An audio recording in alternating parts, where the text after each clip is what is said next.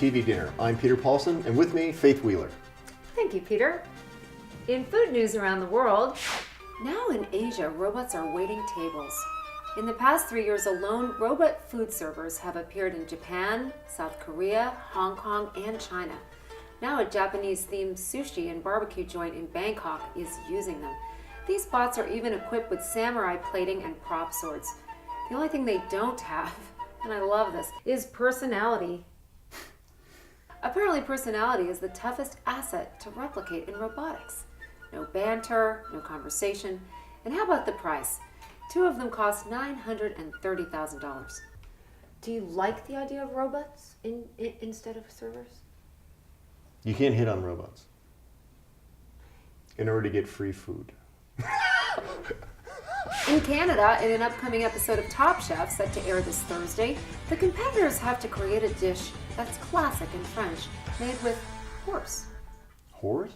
No, horse. Oh, I'm sorry. Excuse me. According to the Food Network in Canada, horse meat is one of the most traditional foods. Meanwhile, Canada, home of the boycotting foie gras freaks, are going ape. Although horse meat in Canada is not widely consumed, over 90,000 horses a year are slaughtered for food. It's high protein, low fat, and it is still taboo in America. Hello, I'm Mr. Ed. In China, Moet Hennessy has signed a joint venture deal with a Chinese company to make high-end sparkling wine on the Chinese mainland. Moet signed the deal earlier this month with state-owned agricultural company Ningxia Nongken to produce wine in the northern region of Ningxia Hui. This will be the first sparkling wine in China, made according to traditional methods, and according to a Moet spokesperson, the first wines would be ready in 3 years. China and Hong Kong together make up the world's largest volume importer of Bordeaux wines. Wow. The Chinese, they're taking over the world. In backyard news, have you heard that honey can actually quell the symptoms of allergies? Yes, I know that in Dallas, they have been creating a way to sort honey by zip code, and people are buying it just that way. That's the darndest thing right here in San Francisco. The Fairmont Hotel paired with Marshall's Farms are actually producing it on the roof. Joe Waddell up in Napa has more. What is that getup you're wearing? Is that a burqa? Back off. This is a beekeeping outfit. It's official.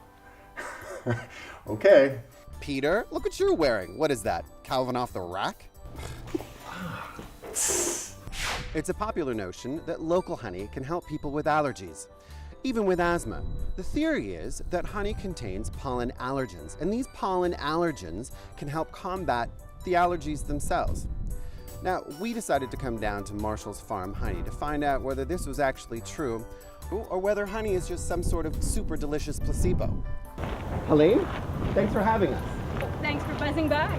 Here at Marshall's Farm, we produce pounds and pounds, probably at least 100,000 pounds a year now. How about people who have allergies to bees themselves? Is there any connection between honey and bees, or do you know anything about that? I know everything about that because I'm one. I am allergic to bee stings. So honey is helpful for people with allergy. Local honey is the best medicine you can take for the relief of pollen allergies, and it makes total sense because if you're allergic to pollen and you eat local honey that has the pollen of the area where you live, and also if it's seasonally correct, like harvested right now, you're getting all the pollens that are in the air right now. It's better than giving yourself a shot.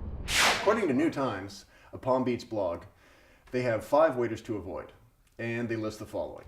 The first one is the trainer. That's somebody who comes in and fills your water about every 30 seconds because they are right there and they're cheery and it's their first day on the job. The second one is the neglector. They want to take your order, but they don't even want to be here. So you better get everything down within the first 2 minutes because after that, you're not going to see them until the check is there. The third one is the boundary crosser. That's somebody who is like your buddy, you know, they're like, hey, what's going on? They're grabbing your leg. Hey, oh, look at this. Is this a cocktail? Can I have some? You know, they're like, are you kidding me? The fourth one, the mentalist. Now this guy is amazing.